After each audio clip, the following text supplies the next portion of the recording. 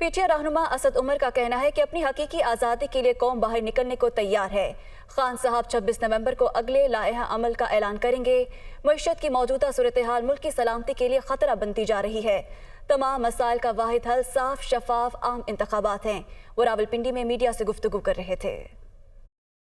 जिस सूरत हाल में ये इस वक्त हमारी मईशत को लेके आ गए हैं, वो एक कौमी सलामती का ख़तरा बनता जा रहा है और एक ही रास्ता है इस इंतशार से निकलने का, किसी के पास दूसरा रास्ता नहीं है और वो ये है कि फिल फौर ऐलान किया जाए एक नए इलेक्शन का।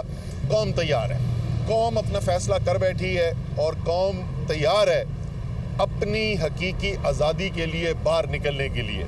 और दूसरी अच्छी बात यह है कि कौम का कप्तान जो है वो गोलियां खाने के बावजूद वो डटा हुआ है और वो भी खड़ा हुआ है अपनी कौम को लीड करने के लिए। 26 तारीख को जब यहाँ पर आएंगे तो उसके अंदर उन्होंने अगले लाए अमल का भी ऐलान करना है।